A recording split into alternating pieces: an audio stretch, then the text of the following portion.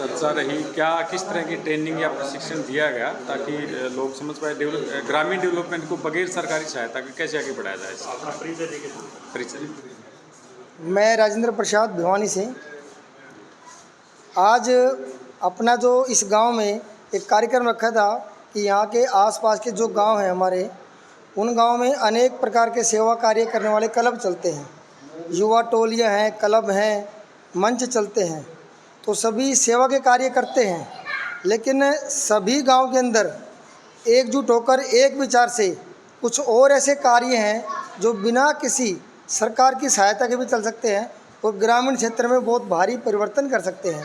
तो उन्हीं बातों को लेकर आज हमने ये कार्यशाला रखी थी, जिसमें 5 गांव से हमारे पास कार्यकर्ता आए थे। वो काम करने के इच्छुक हैं, उसके माध्यम से गांव में सेवा के कार्य, संस्कार के कार्य, शिक्षा के कार्य और स्वावलंबन के कार्य, इस प्रकार की उनमें चर्चा हुई कि कैसे हम इन कार्यों के माध्यम से अपने पूरे गांव का कायाकल्प कर सकते हैं।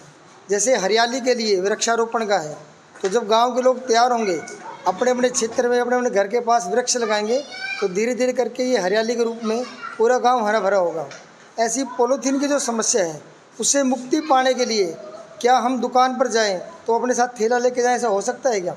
और दुकानदारों से भी ये कहने का प्रयास करेंगे कि सबको थैली नहीं देनी, उनसे पूछना एक बार कि भाई साहब आपके पास थैला है तो उसमें डलवाओ। इस प्रयास से जो पॉलीथीन की समस्या है उससे भी मुक्ति पाई जा सकती है। ऐसे ही नौजवानों के लिए शाम को जो स्टेडियम है, तो उनके वहाँ पर कुछ सुविधाएं ऐसी की जाए कि वो स्वास्थ्य के लिए वहाँ खेल कूद करेंगे। इन आदतों से स्वास्थ्य तो बढ़ेगा ही, साथ में जो आजकल नशे के रूप में कई समस्याएं आती हैं, नौजवान पीढ़ी उससे भी बच जाएंगी।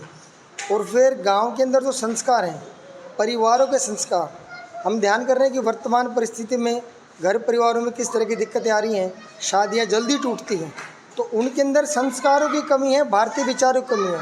तो उसके लिए जो कथा, राम कथा होती है, भगवान कृष्ण की है, भागवत है, ऐसी और अच्छी सामाजिक कथाएँ करने वाले संतों को बुलाया जाए, ताकि जो नए जोड़े हैं उनको बैठाकर एक सामाजिक मूल्य क्या है, जीवन परिवार में कैसे रहना चाहिए, सास ससुर का है, पति पत्नी का है, आपस में किस तरह का प्यारा संबंध हो, वो बनाएंगे। तो ये गांव में जो ये परिवारों में जो टूटना शुरू हो रहा है, ये वापस ख़त्म हो गए, इकट्ठे परिवार दोबारा से रहना शुरू होंगे। और इन्हीं सब बातों को लेते हुए गांव में सभी मिलकर रहे, कोई जात पात का भेदभाव ना, कोई ऊंच नीच नहीं, सब एक जैसे मिल के जब काम करेंगे मंदिरों के माध्यम से, समाज के माध्यम से, और उसमें जो सरकारी योजनाएं हैं उनका भी लाभ जब गांव इकट्ठा मिल के लेगा, तो जिस प्रकार का परिवर्तन समाज चाहता है वैसा परिवर्तन गांव में होगा। उसके लिए सभी ने कहा है कि जी हम ये कार्य शुरू करेंगे, कोई शिक्षा के क्षेत्र में, कोई स्वास्थ्य के लिए, तो अलग अलग प्रकल्प हैं। ये कार्य आगे आने वाले दिनों में और बढ़ने वाले हैं, ये बातें गाँव में भी होने वाली हैं।